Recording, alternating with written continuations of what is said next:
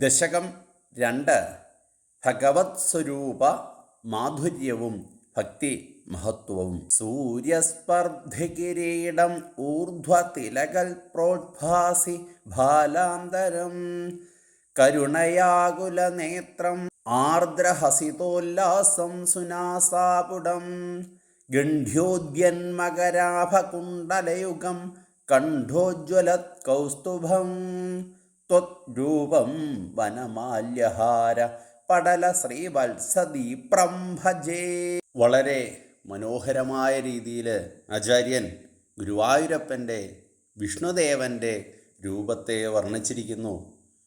സൂര്യസ്പർദ്ധകിരീടം, സൂര്യൻ്റെ ശോഭയെ വെല്ലിവിലസുന്ന കിരീടവും മനോഹരമായ ഗോപിക്കുറിയാൽ ശോഭിക്കുന്ന നെറ്റിത്തടവും കാരുണ്യം വഴിഞ്ഞൊഴുകുന്ന നേത്രങ്ങളും തൂമന്ദഹാസം പൊഴിക്കുന്ന ചുണ്ടുകളും സുന്ദരമായ നാസാപുടം, കാതുകളിലെ മകരകുണ്ടലങ്ങൾ മിന്നിത്തിളങ്ങുന്ന കവിൾത്തടം, കൗസ്തുവമണിഞ്ഞിരിക്കുന്ന ഗ്രീവാവനമാലകളാലും ശ്രീവത്സത്താലും ഹാരങ്ങളാലും പ്രശോഭിക്കുന്ന വക്ഷപ്രദേശം.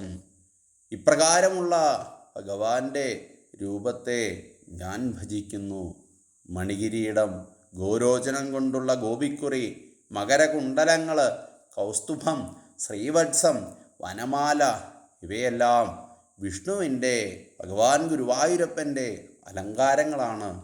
ഇവയെല്ലാം ചാർത്തി ശോഭിക്കുന്ന വിഷ്ണുവിനെ ഭജിക്കുവാനാണ് ഭാഗവതത്തിൽ പറയുന്നത്. അതിനനുസരിച്ചുള്ള വിഷ്ണുരൂപം മനസ്സിൽ ധ്യാനിച്ചുകൊണ്ടാണ് മേൽപ്പത്തൂര് ഭജിക്കുന്നത്. ആചാര്യൻ പറയുന്ന പോലെ കേൾക്കണം. നമ്മളും ശിഷ്യഗണങ്ങളാണ്. അപ്പോൾ ഭഗവാന്റെ തിരുനടയിൽ വന്ന് പ്രാർത്ഥിച്ച് ഭജനമിരുന്ന് കഴിയുന്ന ദിവസങ്ങളിൽ ഭഗവാനോട് ചേർന്ന് ഉപവസിക്കുക എന്ന് പറഞ്ഞാൽ അടുത്തിരിക്കുക എന്നാണ്. എത്രമാത്രം ഭഗവാനിലോട്ട് അടുത്ത് ചേരാൻ പറ്റുമോ അത്രമാത്രം ഭഗവാനിലോട്ട് ചേരുക.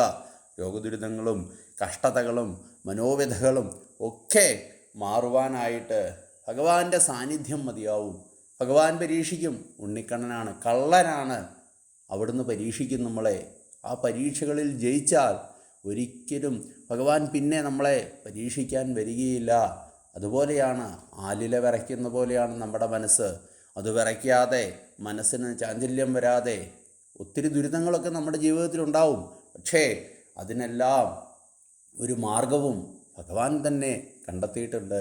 ഭഗവാന്റെ പദാരവിന്ദങ്ങളിൽ അഭയം പ്രാപിക്കുക. എല്ലാവർക്കും നന്മയെ വരികയുള്ളൂ. ഓം നമോ നാരായണായ.